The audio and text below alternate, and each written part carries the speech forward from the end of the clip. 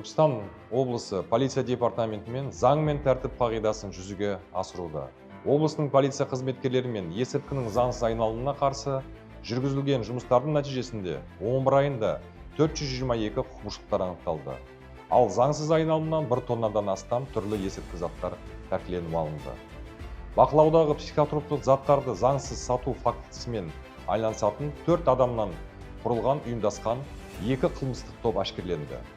Синтетикалық есірткімен күреске ерекше назар аударылды. Қазіргі таңда 3 килограммнан астам синтетикалық есірткі заттар тәркіленді.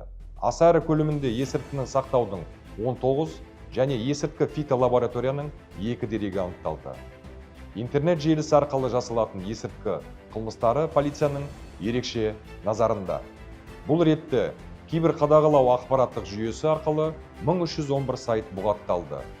Антифрод жүйесі бойынша 1699 банк шоттары бұғатталды.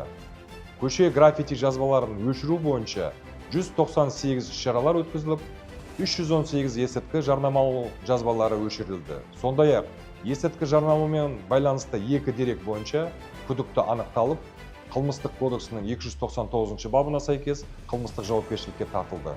Облыс тұрғындары мен мектеп оқушылары және жастар арасында заң мен тәртіп нығайту мақсатында 1400-ге жуық профилактикалық іс-шаралар жүргізіліп, оған 170 мыңнан астам оқушылар мен студенттер, ата-аналар және жергілікті тұрғындар қатысты.